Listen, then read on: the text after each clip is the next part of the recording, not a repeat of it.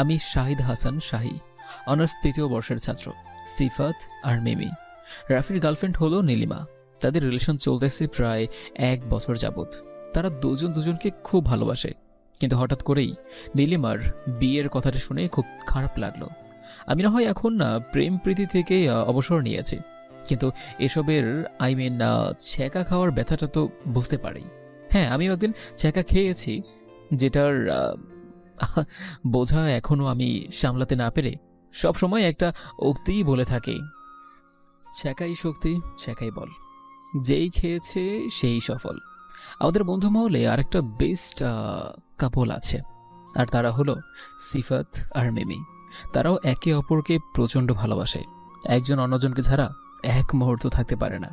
তাদের রিলেশনের বয়স প্রায় ৩ বছর। অনার্স ফার্স্ট ইয়ারে তারা একে অপরকে ভালোবাসতে শুরু করে। তবে এখন তাদের দুজনের পরিবারই ওদের সম্পর্কটা জানে, আর তারা মেনেও নিয়েছে। আর নেবেই বা না কেন? সিফাতের মতো ছেলে পাওয়া এই যুগে মুশকিলের ব্যাপার। সিফাত সব দিক থেকেই ভালো, আচার আচরণ থেকে শুরু করে ফ্যামিলি পর্যন্ত সব কিছুই ভালো। আর মিমিও খুব সুন্দর একটা মেয়ে, ঠান্ডা মেজাজের, খুব ভদ্র। আমাদের সাথে একই ডিপার্টমেন্টে পড়ালেখা করে, আর পড়ালেখাতেও খুব ভালো। অপর দিক থেকে রাফিও তেমনই। কিন্তু রাফির পরিবার একটু আর্থিক দিক থেকে দুর্বল হওয়ায় নীলিমার বাবা মা রাফিকে মেনে নিতে পারেনি। তবে আমাদের বন্ধুত্বের শিকলটা বেশ গভীর। এই পৃথিবীতে সুষ্ঠুভাবে চলার জন্য বা বেঁচে থাকার জন্য প্রয়োজন একটা সঙ্গী। তবে এখানে সঙ্গী বলতে আমি বিপরীত লিঙ্গকে উদ্দেশ্য করে বলে নেই। এখানে বেঁচে থাকার জন্য সঙ্গী বলতে বুঝিয়েছি যে একজন বা একাধিকজন সৎ বন্ধুকে, যে আপনাকে ভালো কাজের পরামর্শ দিবে এবং বিপদ আপদে পড়লে আপনাকে সৎ উপদেশ দিবে। আর এই সঙ্গের মাধ্যমেই একটা ভালো ছেলে খারাপ পথে যেতে পারে, আবার একটা খারাপ ছেলের সঙ্গের মাধ্যমে একটা ভালো ছেলেও খারাপ পথে আসতে পারে। আর এই সম্পর্কে বিখ্যাত ফার্সি কবি শেখ সাদি বলেছেন যে মন্দ লোকের সাথে যার উঠ বসা, সে কখনোই কল্যাণের মুখ দেখতে পারবে না। সুতরাং আমাদের উচিত হবে যে বন্ধু বা সঙ্গী নির্বাচন করার সময় সব দিক বিবেচনা করে তা নির্বাচন করা। যেমনটা আমার বন্ধু মহল, আমাদের কেউ যদি কোনো প্রকার সমস্যায় পড়ি, তাহলে সেই বিষয়ে সর্বপ্রথম আমাদের নিজেদের মধ্যে আলোচনা করি, তারপর সবার মতে সেটা সমাধান করি। যেমনটা আজকে রাফি করলো, নীলিমার বিয়ের কথা শোনার সাথে সাথে আমাদের জানালো। যাকে অনেক কথাই হলো, এবার গল্পে আসি। একটু পর সিফাত আর মিমি নীলিমাকে আমাদের কাছে নিয়ে আসলো। নীলিমার মন খারাপ হয়ে আছে। রাফিকে দেখে নীলিমা বলল, প্লিজ রাফি, তুমি কিছু একটা করো। রাফিকে কিছু বলতে না দিয়ে আমি নীলিমাকে বললাম, নীলিমা, তুমি কি রাফিকে ভালোবাসো? হ্যাঁ ভাইয়া, আমি ওকে খুব ভালোবাসি। আমাদের থেকে এক ব্যাচ ছোট হওয়ায় ভাইয়া বলে ডাকে। কিন্তু তোমার তো বিয়ে ঠিক হয়ে গেছে, এখন কি করবে? এখন আমার আত্মহত্যা করা ছাড়া কোনো উপায় নেই, কারণ আমি রাফিকে ছাড়া বাঁচবো না। আত্মহত্যার কথা শুনে আমার প্রচুর পরিমাণে রাগ উঠে গেল। আমি নীলিমাকে কষে একটা চড় দিয়ে বললাম, আত্মহত্যায় কি সকল সমস্যার সমাধানের পথ? হ্যাঁ, তুমি যদি আত্মহত্যা করো তাহলে রাফির কি হবে তা ভেবে দেখেছো একবার? নীলিমা কান্না করতে করতে বলল, এটা ছাড়া যে আর কোনো উপায় নেই ভাইয়া। কে বলল উপায় নেই? তুমি কি বাসা থেকে পালিয়ে এসে রাফিকে বিয়ে করতে পারবে? কি বলতেছিস এসব তুই? দেখ ভাই, এটা ছাড়া আমাদের আর কোনো উপায় নেই। হ্যাঁ, আর তুই যদি এখন বিয়ে না করিস তাহলে তোরা দুজন একে অন্যকে সারা জীবনের জন্য হারিয়ে ফেলবি। এখন বল, তোরা পারবি কি না? আমার কথা শুনে নীলিমা কিছুটা চুপ করে থেকে বলল, হ্যাঁ ভাইয়া, আমি পারবো। হ্যাঁ, আমিও রাজি। গুড, তাহলে আজকেই তোদের বিয়ে। সিফাত, তুই আজকে রাতের জন্য একটা হোস্টেল বা বাসা বুক কর, যেখানে আজকে রাফি আর নীলিমার বিয়ে হবে। আরে বাসায় নেওয়ার কি আছে, আমাদের একটা বাসা এখন ফাঁকা আছে, সেখানেই হবে। ঠিক আছে। আর নীলিমা, তুমি সন্ধ্যা 7টার সময় সিফাত যেই ঠিকানাটা দিবে সেখানে চলে এসো। ঠিক আছে ভাইয়া। আর আসতে যদি কোনো সমস্যা হয় তাহলে আমাকে জানাবে, আমি গিয়ে নিয়ে আসব। আচ্ছা ভাইয়া। আজকে আর কেউ ক্লাস না করে বাসায় চলে আসলাম, কারণ আজকে রাফি আর নীলিমার বিয়ে, তাই কিছু কাজ আছে, সেগুলো করতে হবে। বাসায় এসে বাইকটা পার্ক করে দরজার কাছে এসে কলিং বেল বাজাতেই মামি এসে দরজাটা খুলে দিল।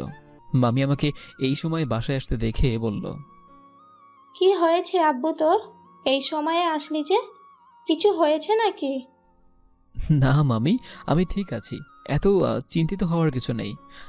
মামি আমার কপালে চুমু দিয়ে বলল, বারে, আমার একটা মাত্র ছেলে, তার জন্য চিন্তা না করে পারি? হুম, আচ্ছা দেখি সাইড দাও, আমি ফ্রেশ হয়ে আসি। ঠিক আছে, যা। আমি রুমে এসে ফ্রেশ হওয়ার জন্য ওয়াশরুমে ঢুকলাম। আসলে মামির কোনো ছেলে না থাকায় আমাকে নিজের ছেলে হিসেবে দেখে। শুধু মামিই নয়, মামা আমাকে তার ছেলের মতোই ভালোবাসে। আর হ্যাঁ, আমি আমার মামার বাসায় থেকে লেখাপড়া করছি। আমার বাসা নওগাঁ জেলায়। কোনো এক কারণে আজ আমি আমার সেই সোনার শহর ছেড়ে রাজশাহীতে মামার বাসায় পাড়ি জমিয়েছি। তবে এখানে থাকার জন্য যথেষ্ট কারণ আছে। ওয়াশরুম থেকে ফ্রেশ হয়ে বের হলাম। একটু পরে জোহরের আজান দিল। নামাজ পড়ে লাঞ্চ করার জন্য নিচে আসলাম। নিচে নেমে দেখি মামা আর মামি সোফায় বসে আছে। আমি গিয়ে মামা আর মামির মাঝখানে বসলাম। মামা আমার হাত বুলিয়ে দিতে দিতে বলল, আব্বু, তোমার লেখাপড়া কেমন হচ্ছে?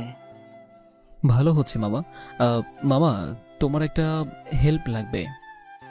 কি হেল্প আব্বু?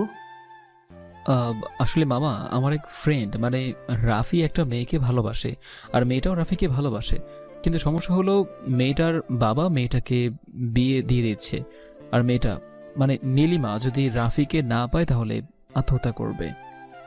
ও, তাহলে আমাকে কি করতে হবে? আমরা ঠিক করেছি আজকে রাফি আর নীলিমার বিয়ে দিয়ে দেব। আর দেখো, বিয়ে যদি না দিই তাহলে দুজন দুজনকে হারিয়ে ফেলবে। এতে কে কখন কি করে বসে তা তো বলা যায় না। আর তোমার কাজ হলো বিয়ে হওয়ার পর যত প্রশাসনিক সমস্যা হবে তা সলভ করা। সমস্যা নেই, আমি এদিকটা সামনে নিব। কিন্তু রাফির পরিবার কিংবা রাফি যদি মেয়েটাকে ছেড়ে দেয় তাহলে কিন্তু সমস্যা হতে পারে। না না, কখনো ছেড়ে দিবে না, এটা আমার বিশ্বাস। তারপরও আমি ভালোভাবে বলবো। ঠিক আছে। তো আব্বু, কখন বিয়ে হবে? রাতে মামি। ও আচ্ছা, অনেক কথাই হলো, চলো এবার লাঞ্চ করবে। হুম, চলো। মামি, তিশা এখনো কলেজে আসেনি। তিশা হলো আমার একমাত্র মামাতো বোন, এবার মেডিকেল সেকেন্ড ইয়ারে। না, এখনো আসেনি, আজকে নাকি আসতে দেরি হবে। ও, চলো খাবে। চলো। এরপরে মামা আর মামির সাথে লাঞ্চ করে কিছুক্ষণ কথা বলে রুমে এসে ঘুমিয়ে পড়লাম। বিকেলে ঘুম থেকে উঠে আসরের নামাজ পড়ে রুম থেকে বের হয়ে দেখি তিশা সোফায় বসে টিভি দেখতেছে, আর আমাকে দেখেই বলল, ভাইয়া, আজকে নাকি তোর কোনো এক বন্ধুর বিয়ে? হ্যাঁ রাফির। তো কিছু বলবি? বলছিলাম তুই কবে বিয়ে করবি? আমার সম্পর্কে তো তুই জানিস, তারপরেও এই কথা জিজ্ঞেস করতেছিস কেন? না, এমনি বললাম। আর তুই কতদিন এভাবে থাকবি? না আছে গার্লফ্রেন্ড, না আছে বউ। দেখ, তোর বন্ধু আজকে রাতে মজা নিবেনি। আমি তিশার মাথায় একটা চুটকি মেরে বললাম, হ্যাঁ, বেশি বড় হয়ে গেছিস তাই না? আচ্ছা শোন, শপিং মলে যাব, তোর কি কিছু লাগবে? না, আমার কিছু লাগবে না, শুধু ফুচকা নিয়ে আসিস। ঠিক আছে ফুচকা পাগলি। মামিকে বলে বাসা থেকে বের হয়ে বাইকটা নিয়ে সিফাতকে ফোন দিলাম। অতঃপর শপিং মলে আসতে বললাম ওকে। আসলে তিশার সাথে আমার ভাই বোনের সম্পর্কের থেকে বেস্ট ফ্রেন্ডের সম্পর্কটা একটু বেশি, তাই আমার সাথে যে কোনো বিষয়ে নির্দ্বিধায় কথা বলে। শপিং মলে আসার একটু পরে সিফাত আসলো, আর সিফাতকে নিয়ে বিয়ের কেনাকাটা করতে লাগলাম। কেনাকাটা বলতে রাফির জন্য একটা শেরওয়ানি আর নীলিমার জন্য একটা শাড়ি, আর বাসরঘর সাজানোর জন্য যাবতীয় সামগ্রী। বাজার করতে করতেই সন্ধ্যা 7টা বেজে গেল। আমি বাজারগুলো সিফাতকে দিয়ে বললাম, সিফাত, তুই এগুলো তোর বাসায় নিয়ে চল, আমি আমার বাসা থেকে আসতেছি। ঠিক আছে, তাড়াতাড়ি আসিস। ওকে, আর মিমি না আসলে তুই ওকে যে নিয়ে আয়। আচ্ছা। সিফাত চলে যাওয়ার পর আমিও বাইক নিয়ে বাসায় আসলাম। বাসায় এসে তিশাকে ওর ফুচকা দিয়ে আমি আমার রুমে যেয়ে ফ্রেশ হয়ে ড্রেস চেঞ্জ করে কিছু টাকা নিয়ে রুম থেকে বের হলাম। আর নিচে এসে দেখি মামি বসে আছে। আমি মামিকে বললাম, মামি আজকে রাতে আমি বাসায় আসতে পারবো না। আজকে ওদের বিয়ে তো, আর বিয়েটা হচ্ছে সিফাতদের একটা বাসায়। আর বাসাটা শহরের বাইরে হওয়ায় সেখানে রাতে একা থাকাটাই সমস্যা। আর এই জন্য আমি আর সিফাত আর কিছু বন্ধু মিলে সেখানে থাকবো। ঠিক আছে বাবা, সাবধানে থেকো। ওকে মামি। টাকা আছে তোমার কাছে? হ্যাঁ মামি আছে, আজকে লাগবে না। আচ্ছা, ভালোভাবে যেও। আমি হ্যাঁ বলে বাইক নিয়ে আরো 2 জন বন্ধুকে নিয়ে রওনা দিলাম সিফাতের বাসার উদ্দেশ্যে। প্রায় আধা ঘন্টা বাইক চালানোর পরে পৌঁছে গেলাম।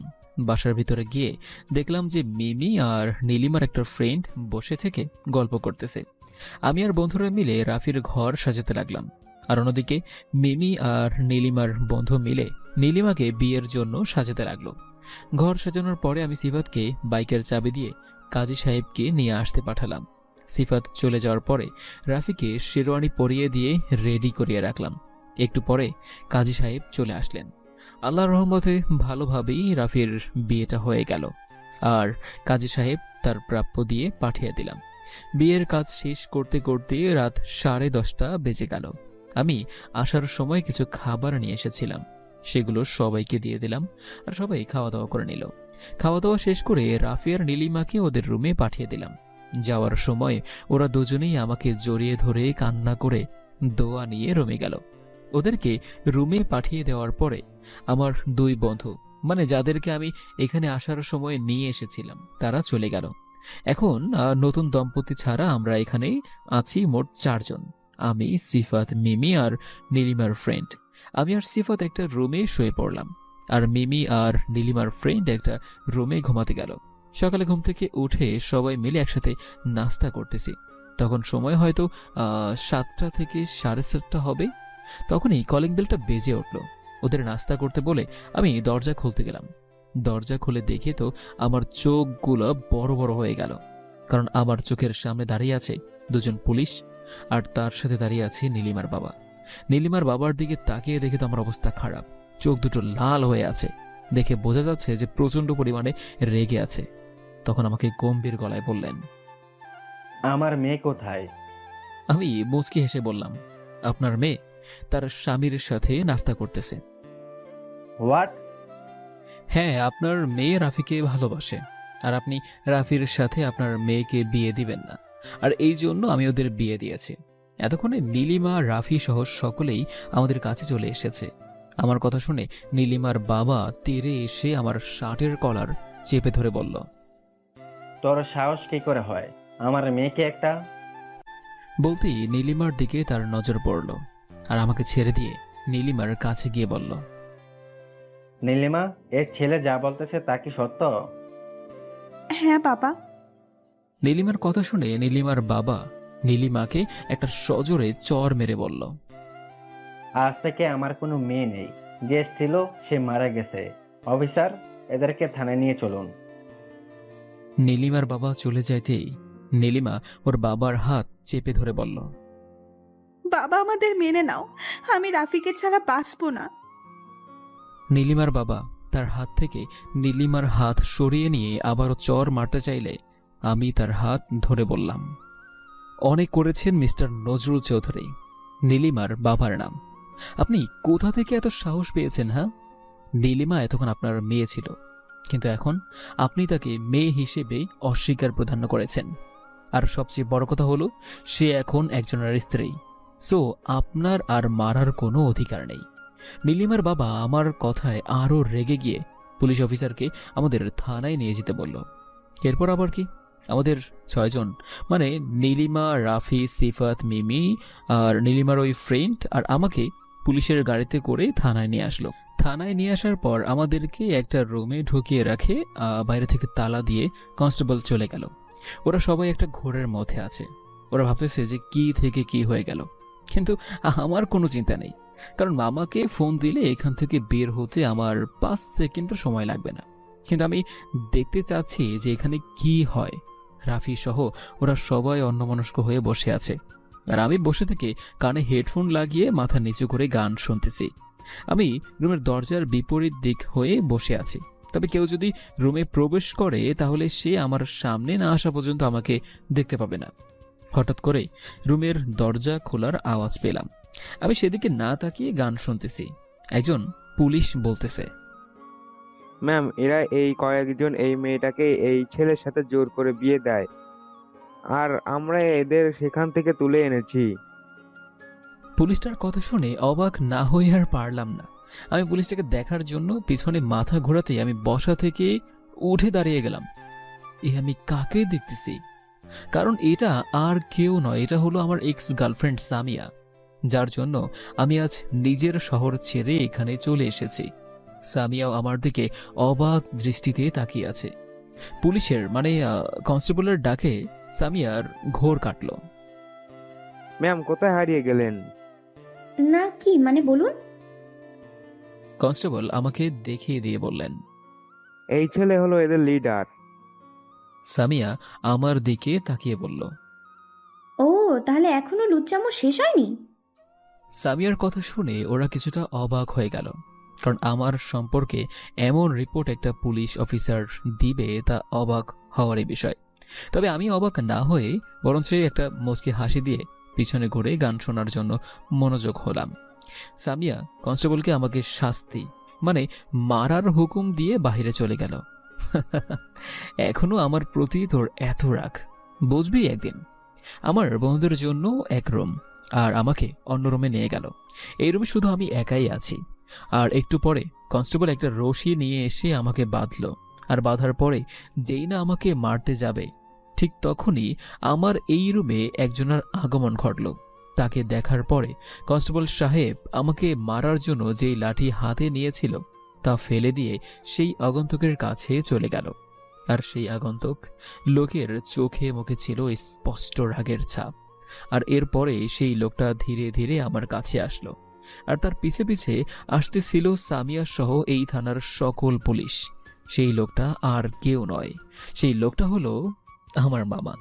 মামা আমার কাছে আসতেই আমি সামিয়ার দিকে তাকিয়ে একটা মুচকি হাসি দিলাম। মামা আমার কাছে এসে আমাকে দেখার পর পিছনে ফিরে সামিয়ার কাছে গিয়ে গম্ভীর গলায় বলল, ও দোষ কি? ওকে বেঁধে রেখেছেন কেন?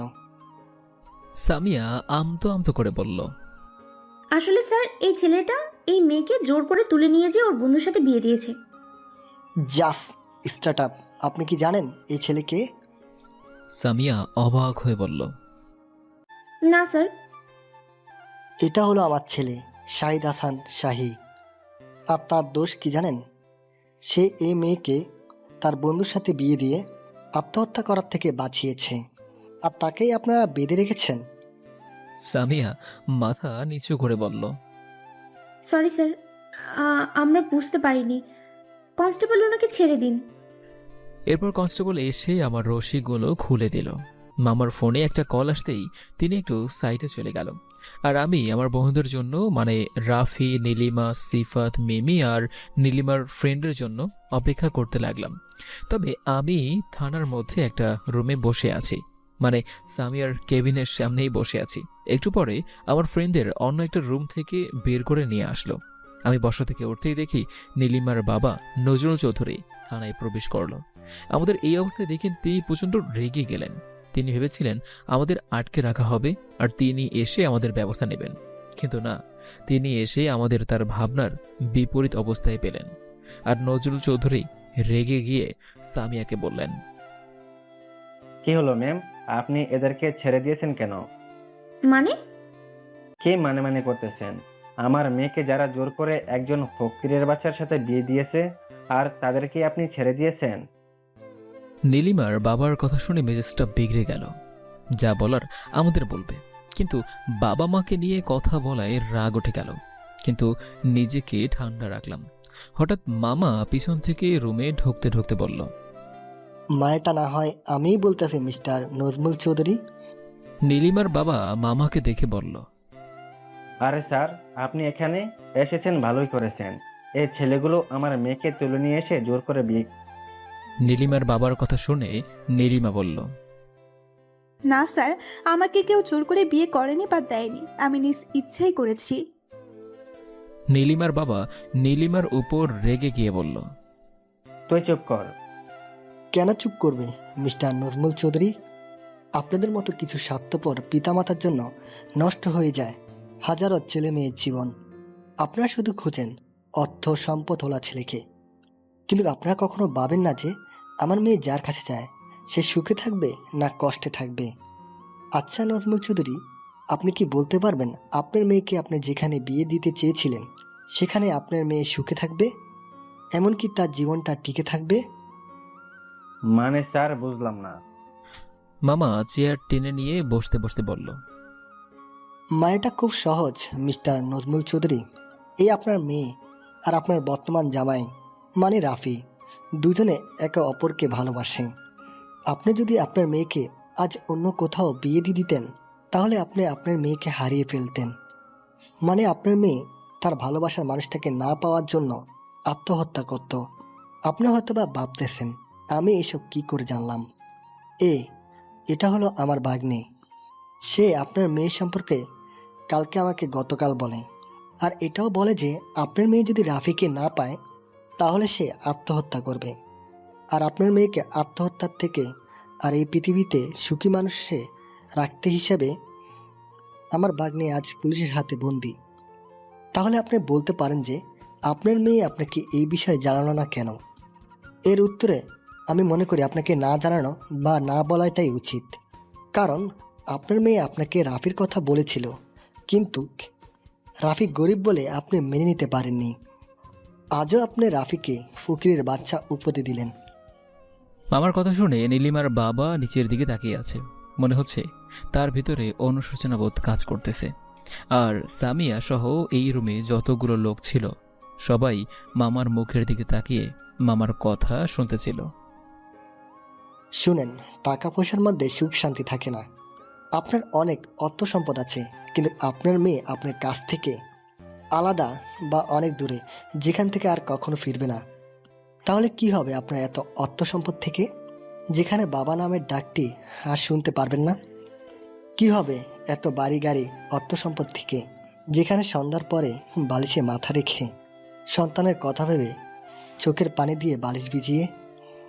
পরিশেষে আপনার মেয়ে রাফির কাছে সুখী থাকবে, সুতরাং তাকে মেনে নেয়াই আপনার স্ত্রীও। মামার কথা শুনে সকলেই স্তব্ধ হয়ে গেল। আর নীলিমার বাবা কিছুক্ষণ চুপ করে থেকে রাফির কাছে এসে রাফির হাত ধরে কান্না করতে করতে বলল, প্লিজ বাবা, তুমি আমাকে ক্ষমা করে দাও। আমি না বুঝে এতদিন তোমাকে অপমান করেছি। আমি এতদিন অর্থ সম্পদ মোহে পড়ে অন্ধ হয়ে গিয়েছিলাম।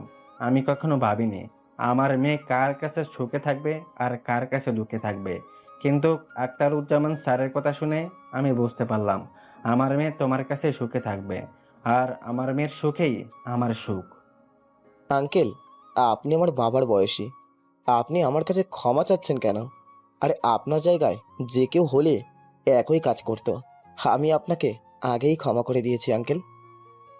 নীলিমার বাবা রাফিকে ছেড়ে দিয়ে এসে আমার মামাকে জড়িয়ে ধরে বলল, স্যার, আপনার জন্যই আজ আমি আমার মেয়েকে সঠিক ছেলের হাতে তুলে দিতে পেরেছি।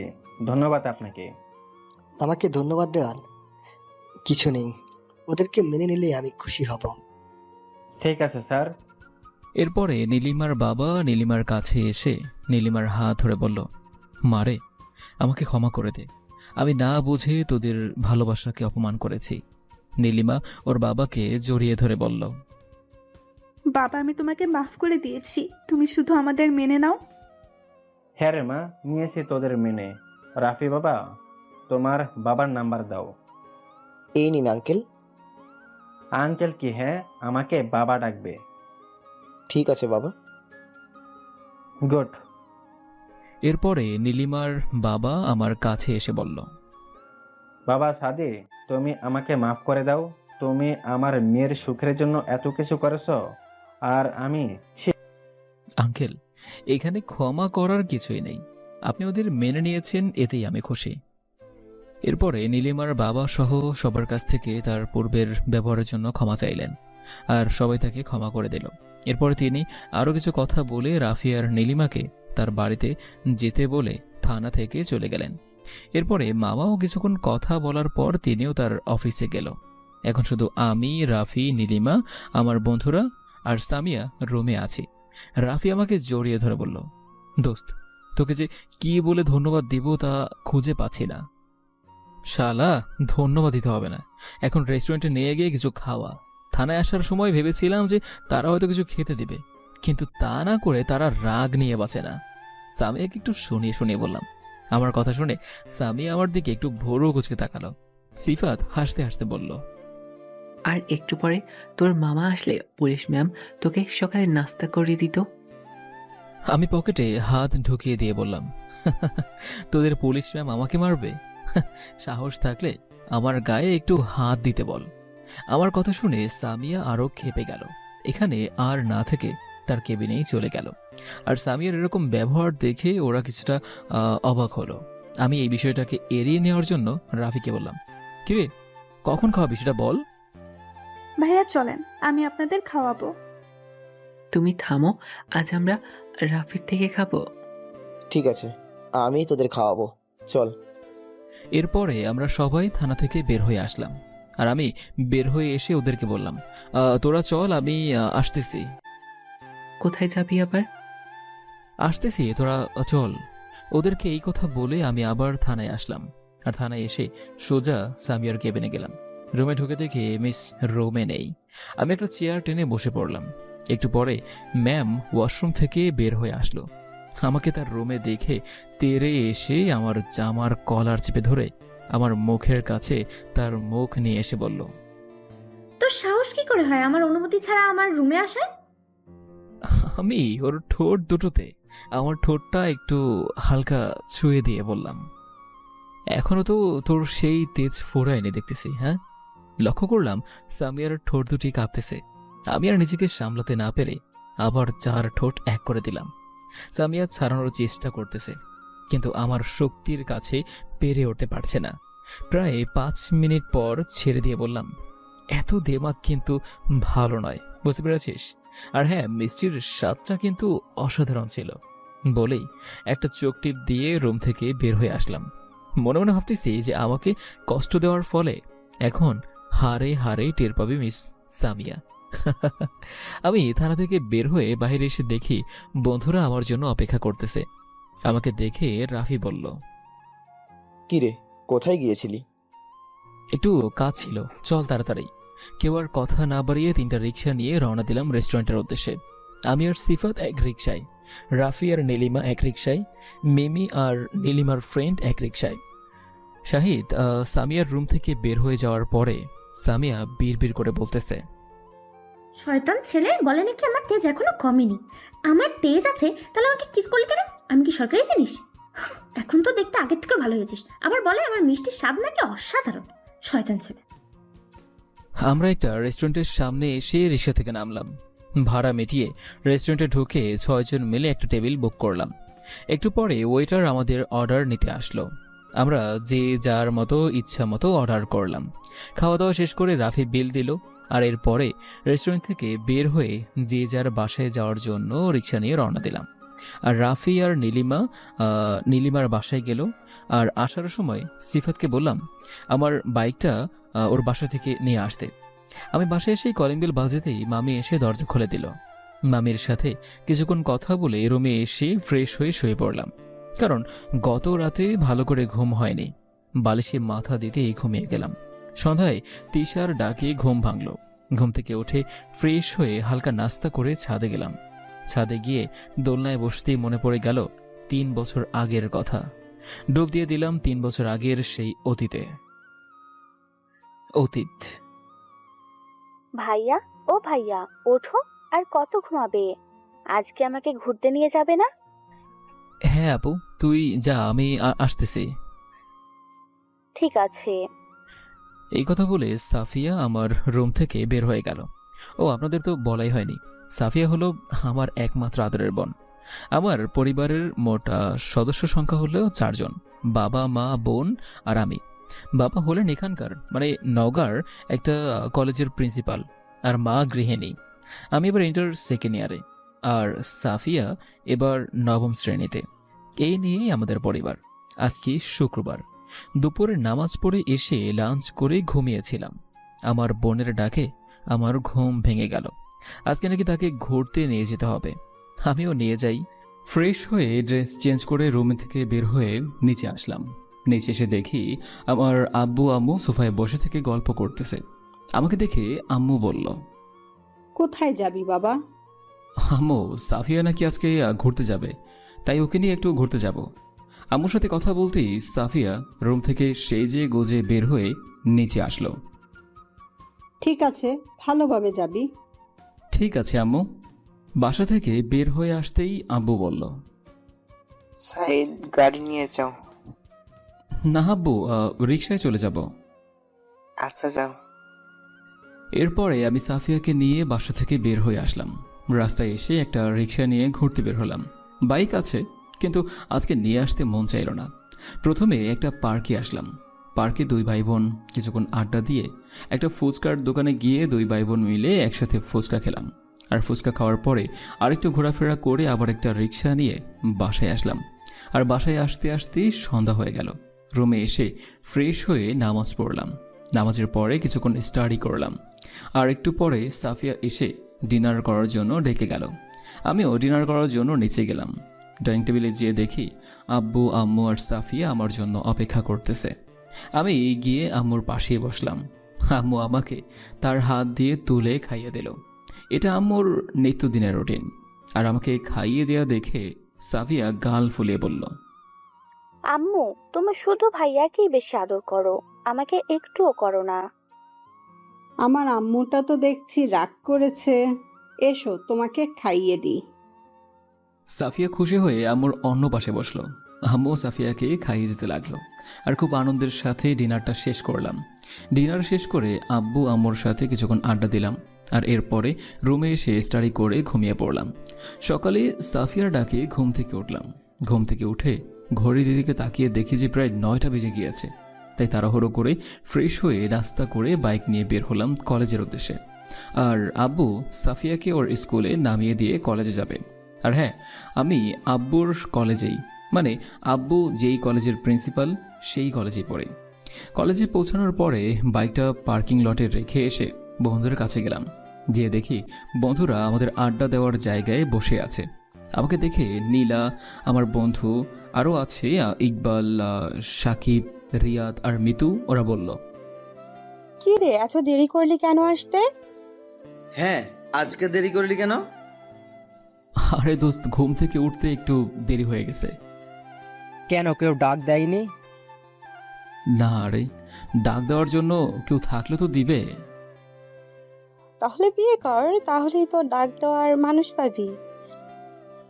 কি যে বলিস না তুই, আমার মতো কোচ ছেলেকে কে বুঝি বিয়ে করবে? হ্যাঁ আইসে রে আমাদের কচি খোকা, এখন যদি বিয়ে দেওয়া হয় তাহলে 12টা ছেলে মেয়ের বাবা হয়ে যাবে, আর সে নাকি কচি খোকা। ওই হ্যালো, আমার বিয়ে হলে যদি 12টা ছেলে মেয়ে হতো তাহলে তোদের এতদিনে এখনো একটাও হলো না কেন? ইকবাল আর মিতুকে উদ্দেশ্য করে বললাম। আর হ্যাঁ, মিতু আর ইকবাল হলো চাচাতো ভাই বোন। আর তাদের ছোটবেলাতেই বিয়ে হয়ে গিয়েছে। মানে ওদের দুজনের বয়স যখন 13 বছর ছিল তখন তাদের দাদু মারা যান। আর ওদের দাদু মারা যাওয়ার আগেই ওদের বিয়ে দিয়ে গিয়েছেন। আর আমার কথা শুনে ইকবাল আর মিতু এরা বাধে সবাই অট্ট হাসিতে মেতে উঠল। ইকবাল মিতুর দিকে তাকিয়ে মুচকি মুচকি হাসতেছে, আর মিতু নিচের দিকে তাকিয়ে মুচকি হেসে বলল, ওই হারামি, আমাদের মধ্যে বাচ্চা নেওয়ার জন্য এখনো কি কিছু হয়েছে? আজ থেকে 8 বছর আগে বিয়ে হয়েও যদি তোদের মধ্যে কিছু না হয় তাহলে তো আমার মতো সিঙ্গেল থাকাই ভালো। এখন না পারবি কোনো মেয়ের সাথে কথা বলতে, আর না পারবি প্রেম করতে। ইকবাল, তোর কপাল শেষ রে, তোর কপাল শেষ। ঠিকই বলেছিস, এখন থেকে যে ফেরা দেয় না জানি পরবর্তীতে আরো কতগুলো অপেক্ষা করছে। ইকবালের কথা শুনে আমরা আর হাসি আটকিয়ে রাখতে পারলাম না। আমরা সবাই হাসতে লাগলাম। আর এদিকে মিতু রাগে ফসতেছে।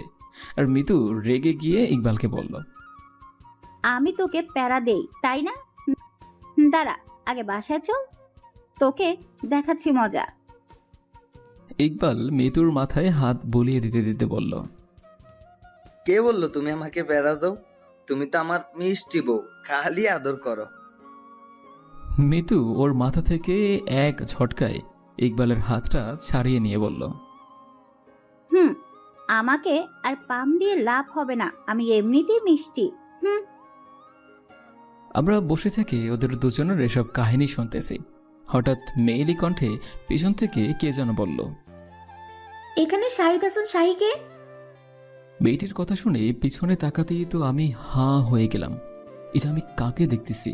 এটা মেয়ে নাকি পড়ে?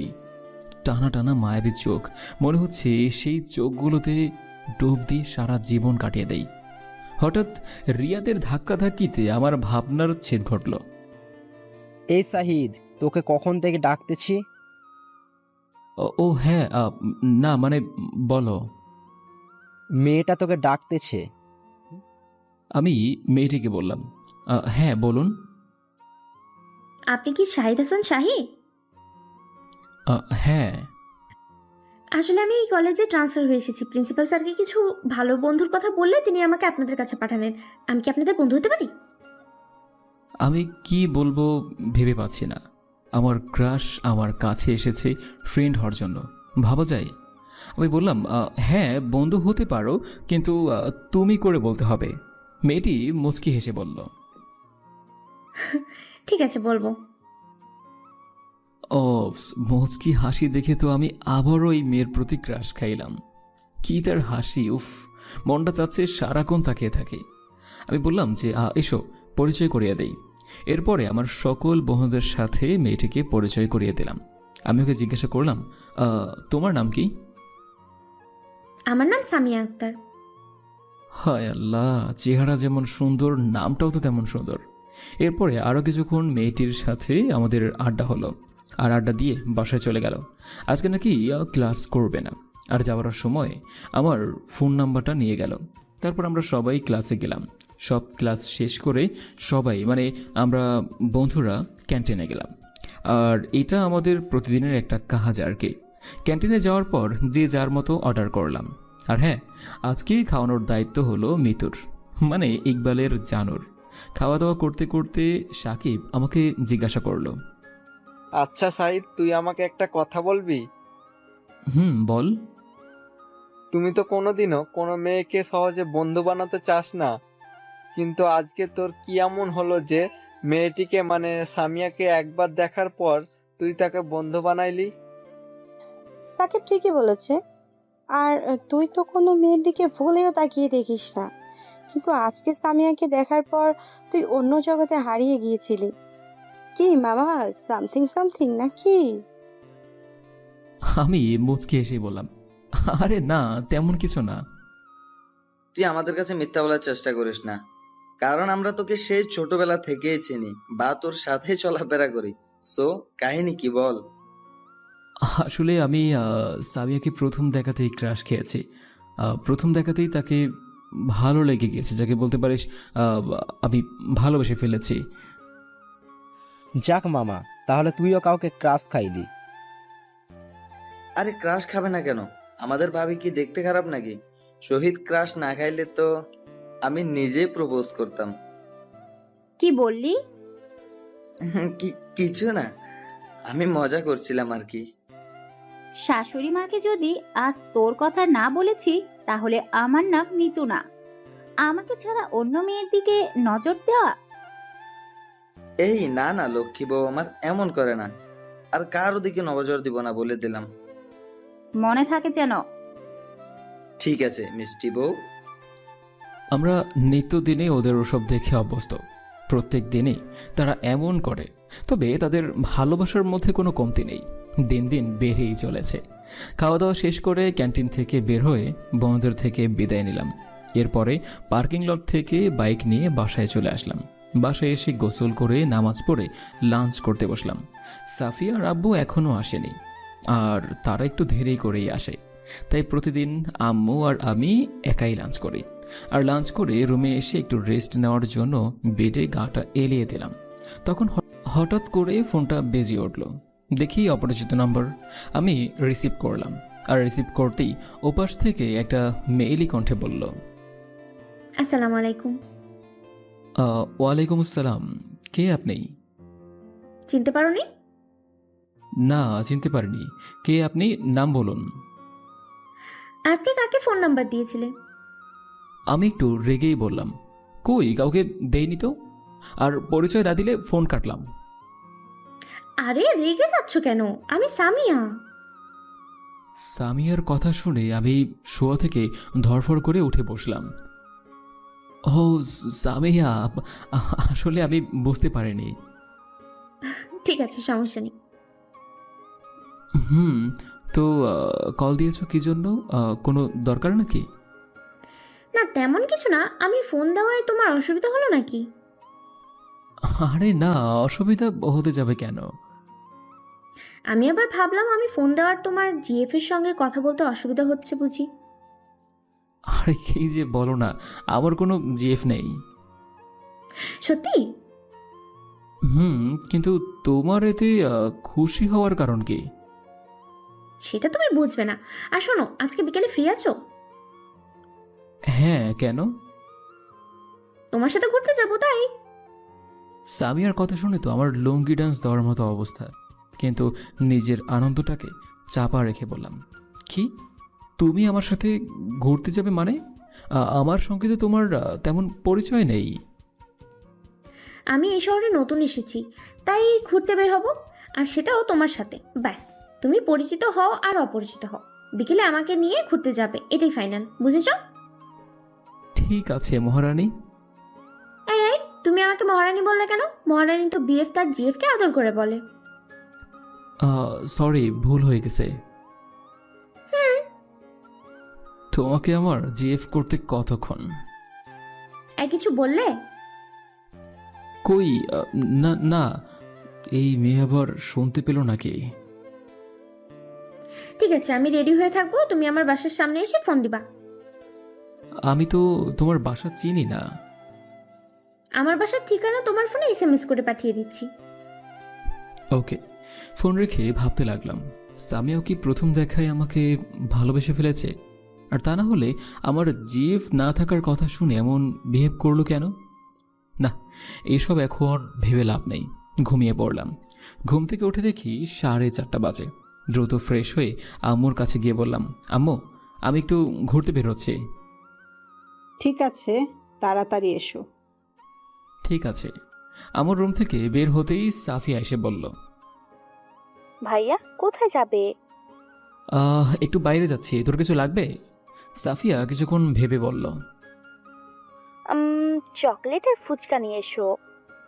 কি, তুই কি এখনো ছোট বাচ্চা হয়ে আছিস নাকি? হ্যাঁ, এই বয়সেও কেউ চকলেট খায়? তুমি আনবে কিনা বলো।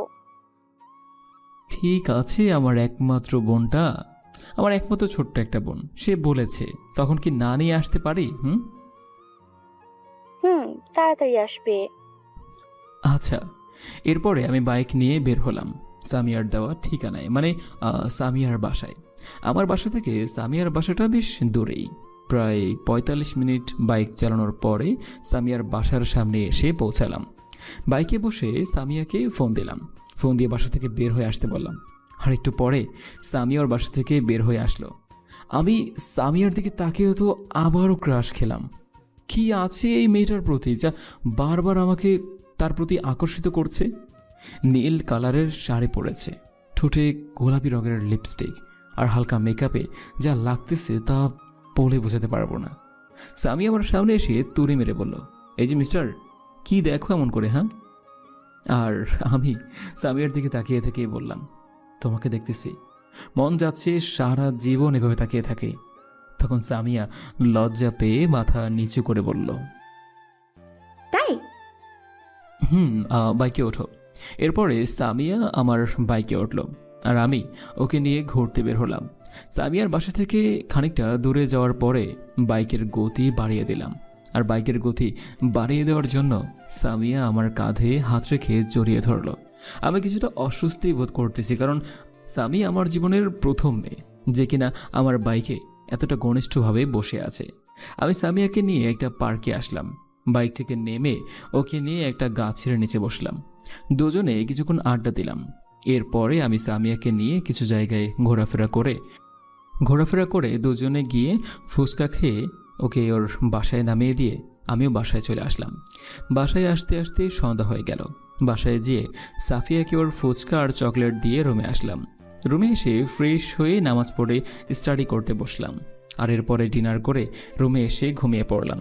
সকালবেলা ঘুম থেকে উঠে নাস্তা করে কলেজে গেলাম। মহোদয়ের কাছে যেয়ে কিছুক্ষণ আড্ডা দিয়ে ক্লাসে আসলাম, কিন্তু সামিয়া এখনও আসলো না। ফোন দিলাম, কিন্তু ফোনটা ও রিসিভ করলো না। আমাকে এমন মন খারাপ করে থাকতে দেখে মিতু বলল, দোস্ত, মন খারাপ করিস না, ভাবি একটু পরেই চলে আসবে। আচ্ছা, তুই কি সামিয়াকে তোর ভালোবাসার কথা বলেছিস? না, এখনো বলিনি, তবে ভাবতেছি কয়েকদিন পর বলবো।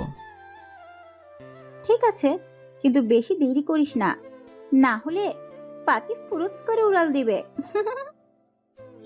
আমি মুচকি এসে বললাম, তুই ঠিক বলেছিস। আমরা কথা বলতে বলতেই সামিয়া ক্লাসে ঢুকলো, আর ঢুকে সোজাই আমার পাশে এসে বসলো। এতে ক্লাসের স্টুডেন্টরা সবাই কিছুটা অবাক হলো, কারণ আজ পর্যন্ত কোনো মেয়ে আমার পাশে বসে নেই। সামিয়া আমার পাশে বসতেই আমি সামিয়াকে বললাম, আসতে এত দেরি হলো কেন? রাস্তায় রিক্সা পাচ্ছিলাম না তাই। ও, কিন্তু আমার ফোনটা তো রিসিভ করবে। জানো, তোমার জন্য আমার কত চিন্তা হচ্ছিল। সামিয়া মুচকি হেসে বলল, কেন কেন, আমার জন্য তোমার এত চিন্তা কিসে? আমিও প্রতি উত্তরে একটা মুচকি হাসি দিয়ে বললাম, সেটা তুমি এখন বুঝবে না, তবে সময় হলেই বুঝবে। তাই? হ্যাঁ। এরপর ক্লাসে স্যার আসলো। একে একে সব ক্লাস করলাম। আর ক্লাস শেষ করে আমি, সামিয়া, ইকবাল, মিতু, নীলা, রিয়াদ আর সাকিব এই কজন ক্যান্টিনে গেলাম। আর আজকে আমি ওদেরকে খাওয়ালাম। ক্যান্টিন থেকে বের হয়ে আমি সামিয়াকে একটা রিকশায় উঠিয়ে দিয়ে ওর বাসায় পাঠিয়ে দিলাম। আর হ্যাঁ, সামিয়ার বাসার থেকে তার বিপরীত দিকেই আছে আমার বাসা। আমিও বন্ধুদেরকে বলে বাইক নিয়ে বাসায় আসলাম। আর এভাবেই কেটে গেল 1 মাস। আর এই 1 মাসে সামিয়া আর আমি অনেকটা ক্লোজ হয়ে গিয়েছি। সে আমার অনেক কেয়ার করতে লাগলো। সামিয়া মাঝে মাঝে আমাদের বাসায় আসে। আমার আব্বু আম্মু জানে আমার ফ্রেন্ড। আর তবে আমি এখনও সামিয়াকে আমার ভালোবাসার কথা বলিনি। আজকেও মহারানী, সরি, এখন তো আর মহারানী বলা যাবে না। মানে সামিয়া বায়না ধরেছে আজকে বিকেলে ওকে নিয়ে ঘুরতে যেতে হবে। বিকেলে ঘুম থেকে উঠে ফ্রেশ হয়ে ফোনটা হাতে নিয়ে দেখি সামিয়ার 50টার উপরে মিস কল। হায় আল্লাহ, আজকে কপালে খারাপ কিছুই আছে। কারণ যেই কদিন ঘুরতে যাওয়ার সময় সামিয়া আমাকে ফোনে না পেয়েছে, সেই কদিন সামিয়া সোজাই আমাদের বাসায় চলে এসেছে। তাড়াতাড়ি করে নিচে এসে দেখি আজকেও তার ব্যতিক্রম হয়নি। ম্যাম সোফায় বসে থেকে আম্মু আর সাফিয়ার সাথে কথা বলতেছে।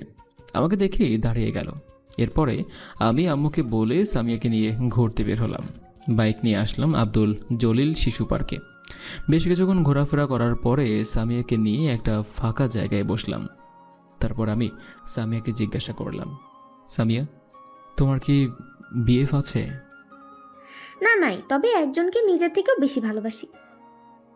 সামিয়ার কথাটা শুনে আমি আমার চারপাশটা কেমন যেন অন্ধকার হয়ে গেল। ভালোবাসার কথাটা না বলতেই আমি দেবদাস হয়ে গেলাম। তাহলে সামিয়া এতদিন আমার এতটা কেয়ার করলো কেন? আমি মন খারাপ করে মাথা নিচু করে বসে আছি। সামিয়া আমার এমন অবস্থা দেখে মুচকি হেসে বলল, কি হলো, তোমার মুড অফ হয়ে গেল কেন? না, আমি ঠিক আছি।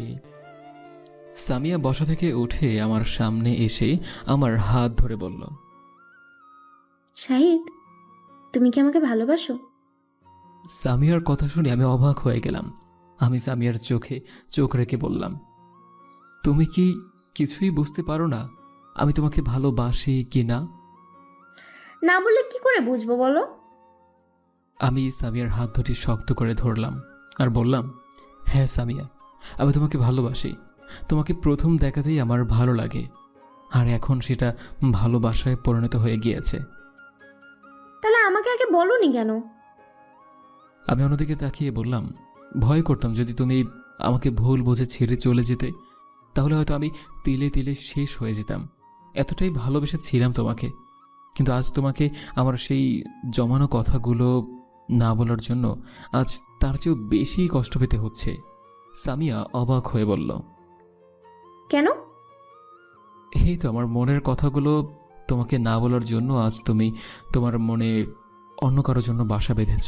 আগে যদি তোমাকে আমার ভালোবাসার কথা বলতাম তাহলে হয়তোবা এই কষ্টটা আমাকে পেতে হতো না। কথাগুলো বলতে বলতে আমার চোখের কোণায় পানি চলে আসলো। সামিয়া তার আঙুল দিয়ে আমার চোখের পানি মুছে দিয়ে বলল, এই পাগল, আমি আমার মনে কার জন্য বাসা বেঁধেছি জানো? যার জন্য আমি আমার মনে বাসা বেঁধেছি সে আর কেউ নয় রে পাগল, সেটা তুমি।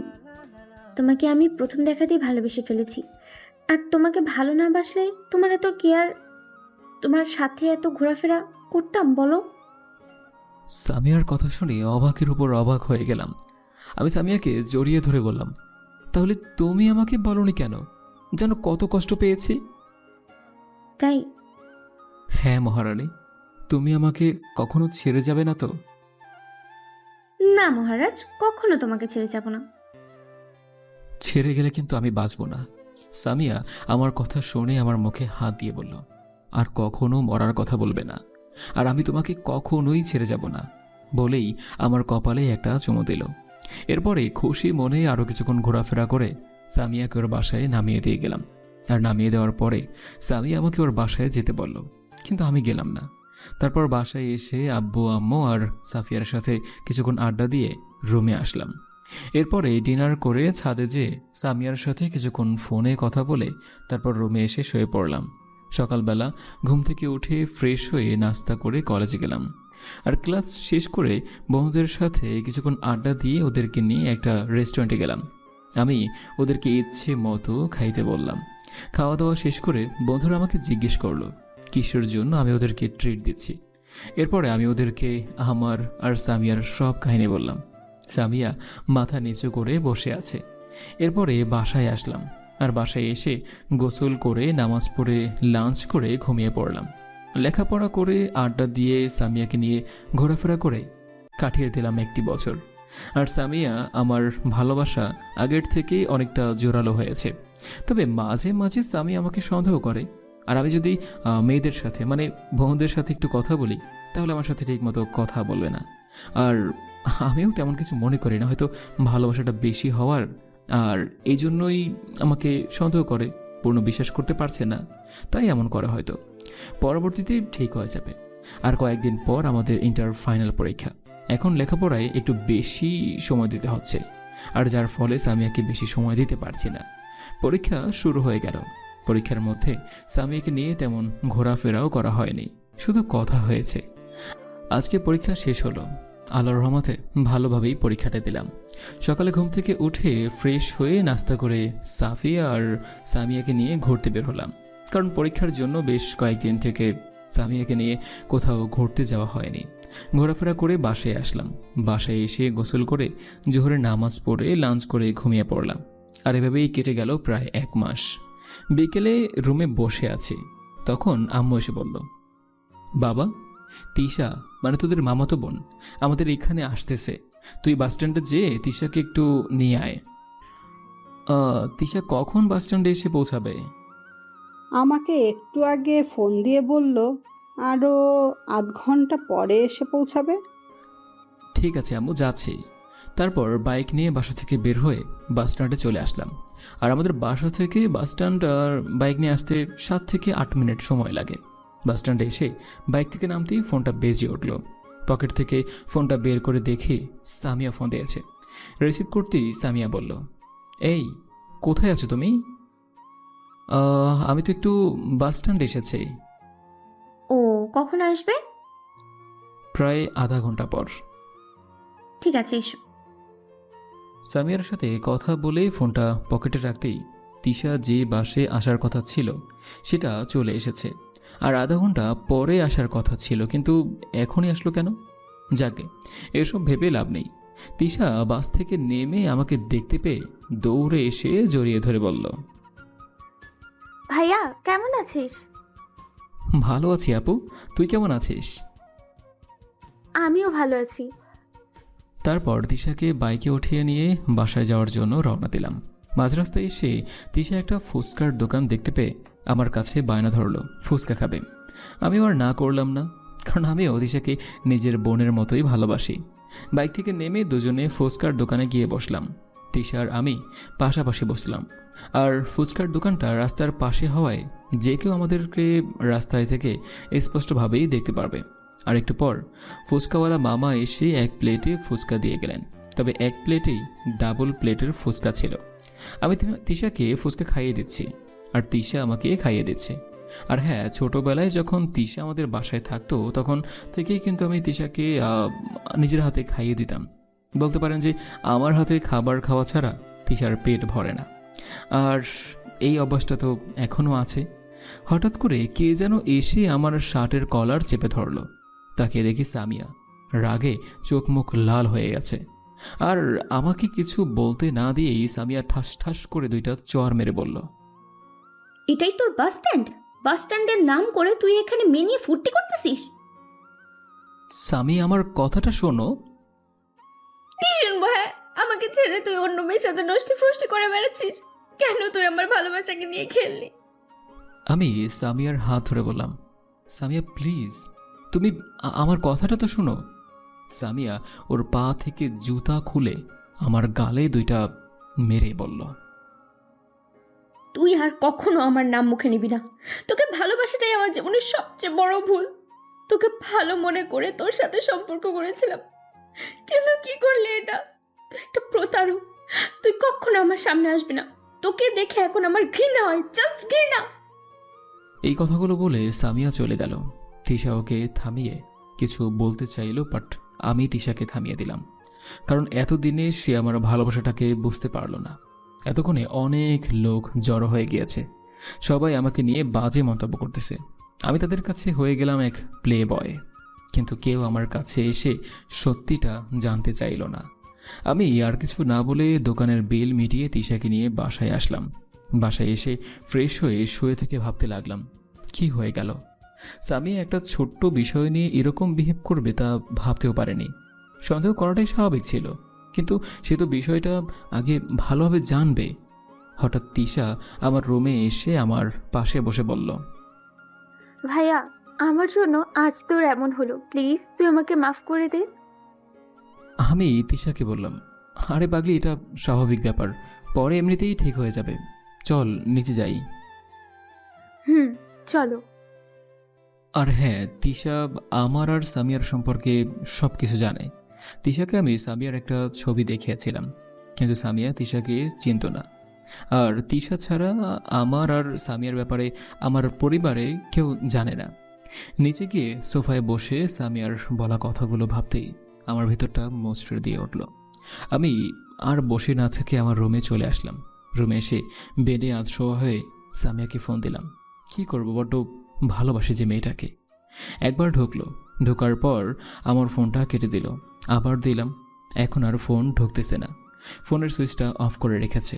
আরও কয়েকবার দিলাম, কিন্তু ফলাফল একই হলো। কোনোভাবে রাতটা কাটিয়ে দিলাম। সকালে ঘুম থেকে উঠে ফোন হাতে নিয়ে চেক করে দেখলাম সামিয়ার ফোন আসছে কিনা। না, একটা ফোনও দেয়নি। সামিয়াকে ফোন দিলাম, কিন্তু আবারও গত রাতের মতো সুইচ বন্ধ করে রেখেছে। এর আগেও সামিয়া আমার সাথে কথা না বলে ফোন সুইচ অফ করে রেখেছিল, তাই আমি আজকে বেশি গুরুত্ব দিলাম না। তারপরেও মনের ভিতর অজানা ভয় বাসা বাঁধতেছে। ফ্রেশ হয়ে নাস্তা করে রুমে এসে আবার শুয়ে পড়লাম। কখন যে ঘুমিয়ে পড়েছি তা বলতেই পারবো না। সাফিয়ার ডাকে ঘুম থেকে উঠলাম। ঘুম থেকে উঠে ফোনটা হাতে নিয়ে দেখি সামিয়ার কোনো ফোন এসেছে কিনা। দেখলাম যে না, কোনো ফোনই আসেনি। তারপর আমি আবার সামিয়াকে ফোন দিলাম, কিন্তু আবারও সুইচ অফ। আমার মনে সামিয়াকে হারানোর ভয়টা আরও বেশি করে বেড়ে গেল। আমি ফ্রেশ হয়ে আর দেরি না করে বাইক নিয়ে সামিয়ার বাসার উদ্দেশ্যে রওনা দিলাম। সামিয়ার বাসায় এসে কলিং বেল বাজতেই সামিয়ার আম্মু এসে দরজা খুলে দিলেন। আসসালামু আলাইকুম আন্টি, কেমন আছেন? ওয়ালাইকুম সালাম। আলহামদুলিল্লাহ ভালো আছি বাবা, তুমি কেমন আছো? আলহামদুলিল্লাহ। ভিতরে এসো বাবা। আন্টির সাথে বাসার ভিতরে ঢুকলাম। আন্টি আমাকে সোফায় বসতে বললেন। আমি সোফায় বসে আন্টিকে জিজ্ঞেস করলাম, আন্টি, সামিয়া কোথায় গিয়েছে? সামিয়া তো ওর কোনো এক ফ্রেন্ডের বাসায় গিয়েছে। কেন, তোমাকে বলে যায়নি? আন্টির কথা শুনে আমার দুনিয়া যেন উল্টো পাল্টো হয়ে যাচ্ছে। এবার বুঝি সত্যি আমি সামিয়াকে হারিয়ে ফেললাম। কাঁপা কাঁপা কণ্ঠে আন্টিকে বললাম, না আন্টি বলেনি তো। আপনাকে কি বলেছে যে কোন ফ্রেন্ডের বাসায় গিয়েছে? আমাকে তো বলেনি বাবা। কখন গিয়েছে? আজকে সকালে গিয়েছে। ও, তোমাদের মধ্যে কিছু হয়েছে নাকি? মেয়েটা কালকে তোমার সাথে দেখা করতে যাওয়ার পরে বাসায় এসে কান্না করতে শুরু করেছিল। না আন্টি, আমাদের মধ্যে কিছুই হয়নি। ও আচ্ছা, বাবা লাঞ্চ করো, চলো। না আন্টি, বাসায় গিয়ে লাঞ্চ করব। আচ্ছা আসি আন্টি। আন্টিকে আর কিছু বলতে না দিয়ে সামিয়ার বাসা থেকে বেরিয়ে চলে আসলাম। আমার বাসায় এসে কারোর সাথে কথা না বলে আমার রুমে এসে শুয়ে পড়লাম। এভাবে 2 মাস পার হয়ে গেল। এই এতগুলো দিনে সামিয়ার সাথে আমার কোনো কথাই হয়নি, কোনো যোগাযোগও হয়নি। এই কয়েকদিনে আমি কারোর সাথে ঠিকমতো কথাও বলছি না, বন্ধুদের সাথেও তেমন কথা হয়নি। প্রতিদিন বিকেলবেলা সেই পার্কে যাই যেখানে প্রথম সামিয়া আমাকে ওয়াদা দিয়েছিল যে কখনো সে আমাকে ছেড়ে যাবে না কোথাও। বিকেলবেলা শুধু ওই পার্কে যাই। যদি পার্কে যে একবার সামিয়াকে দেখতে পেতাম। পার্কে যাওয়া ছাড়া সবসময় নিজেকে নিজের রুমের মধ্যে আবদ্ধ করে রাখি। খাওয়া দাওয়ার প্রতিও একটা অনীহা ভাব চলে এসেছে। শরীরের প্রতিও তেমন যত্ন নেই না। চোখগুলো বড় বড় হয়ে গিয়েছে, দাড়ি গোঁফগুলো বেশ বড় হয়ে গিয়েছে। দাড়ির গোঁফগুলো আর কয়েকদিন এভাবে রাখলে হয়তো রবি ঠাকুর উপাধি পেতে বেশি দেরি হবে না। আজকে বিকেলে পার্কে গেলাম। একটা গাছের নিচে বসে আছি। হঠাৎ করে নজর পড়ল পার্কের গেটের দিকে, যে একটা ছেলে আর একটা মেয়ের ওপর হেসে হেসে কথা বলে দুজনেই পার্কে ঢুকতেছে। মেয়েটাকে দেখে মনে হলো সামিয়া। আমি দৌড়ে মেয়েটার কাছে গেলাম, যে দেখি হ্যাঁ, এটাই আমার সামিয়া। আমি সামিয়ার হাত ধরে বললাম, সামিয়া, কোথায় ছিলে এতদিন তুমি?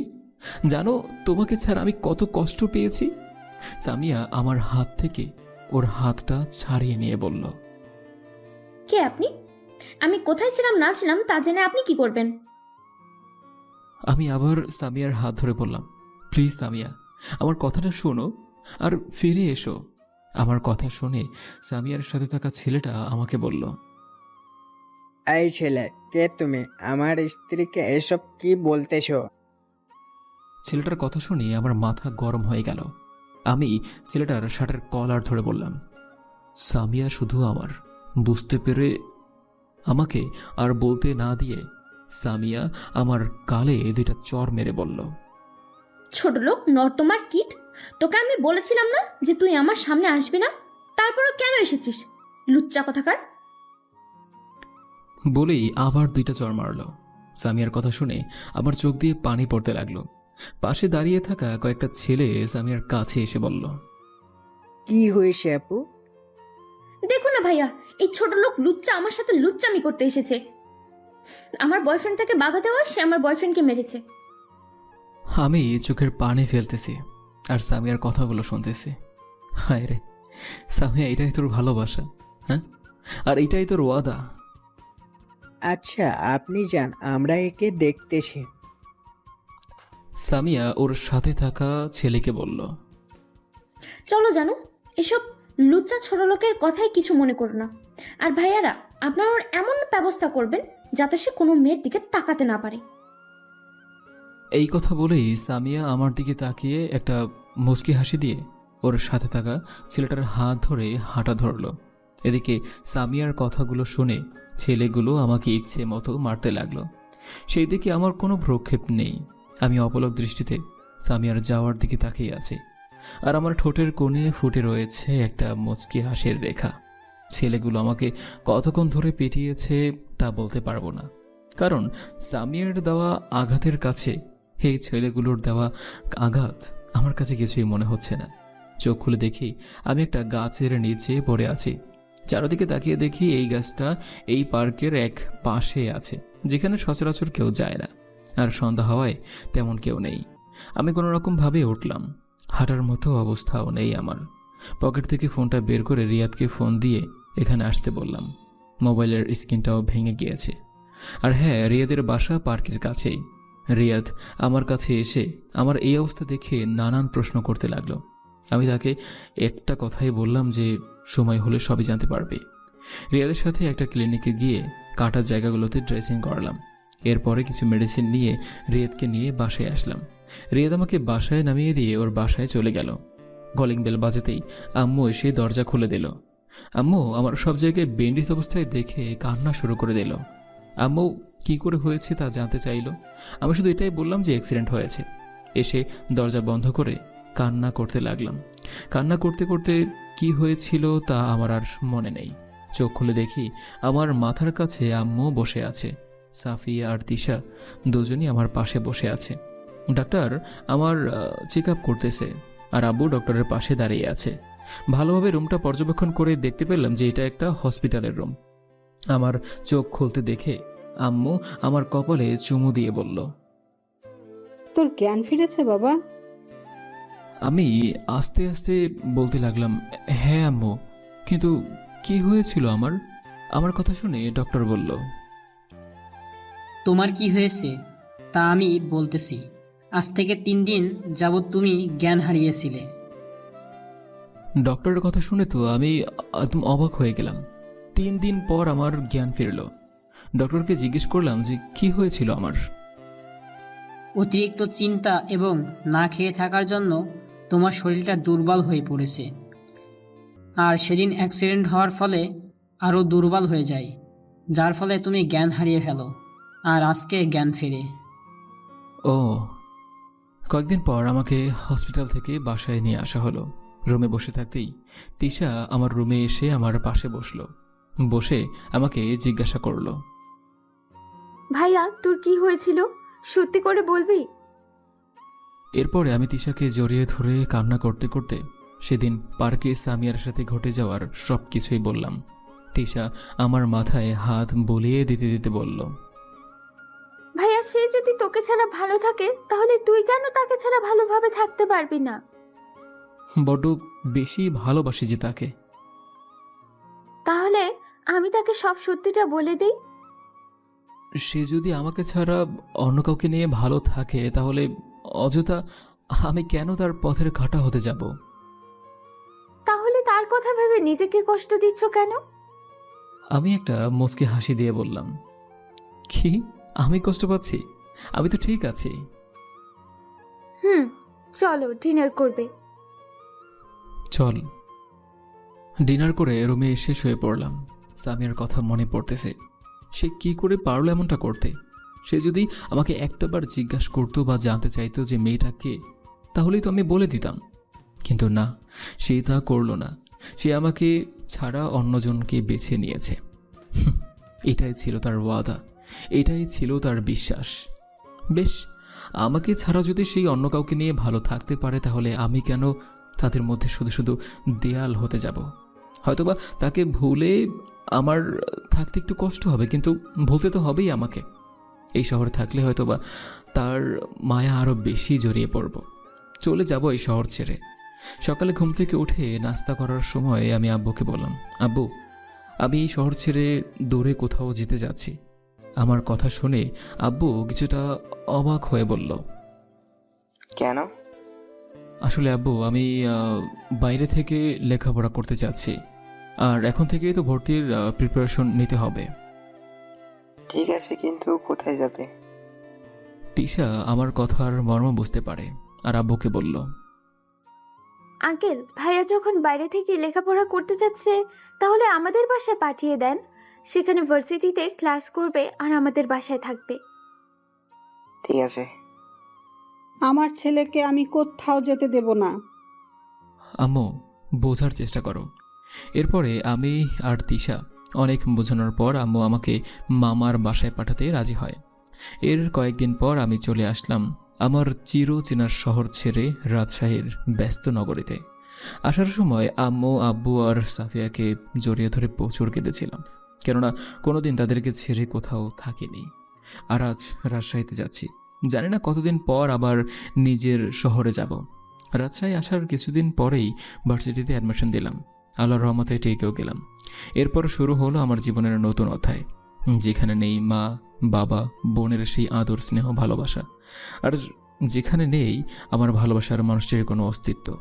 দেখতে দেখতে কয়েকটি বছর কাটিয়ে গেল, প্রায় 3 বছর।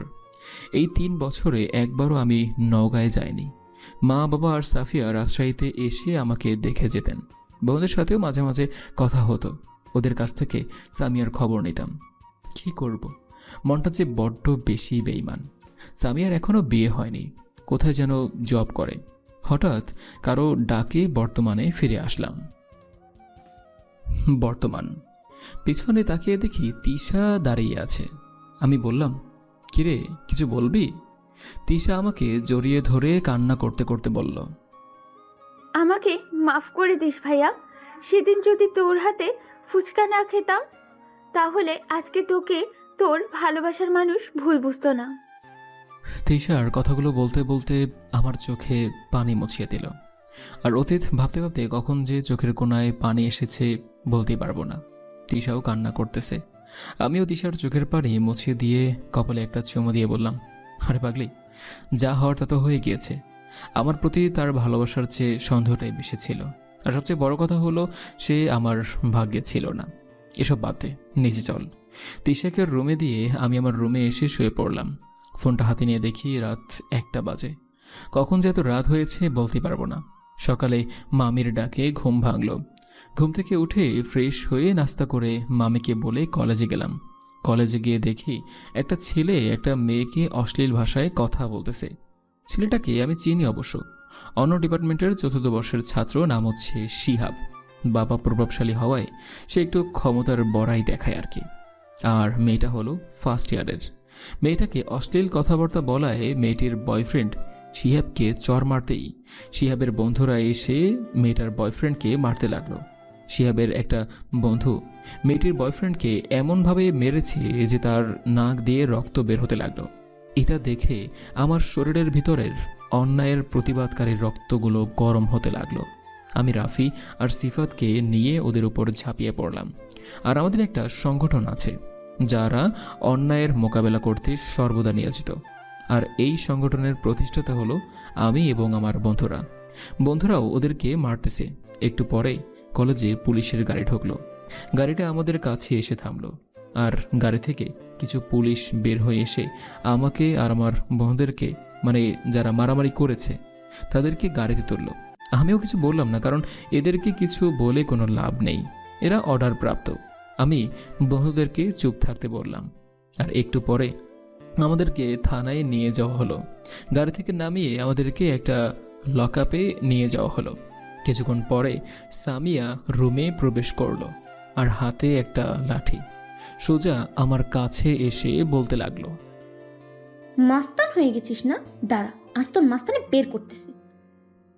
বলেই যখনই লাঠি দিয়ে আমাকে মারতে যাবে তখনই আমি সামিয়ার লাঠিটা এক হাত দিয়ে ধরে অন্য হাত দিয়ে সামিয়ার গালে ঠাস ঠাস করে চর লাগিয়ে দিয়ে বলতে লাগলাম,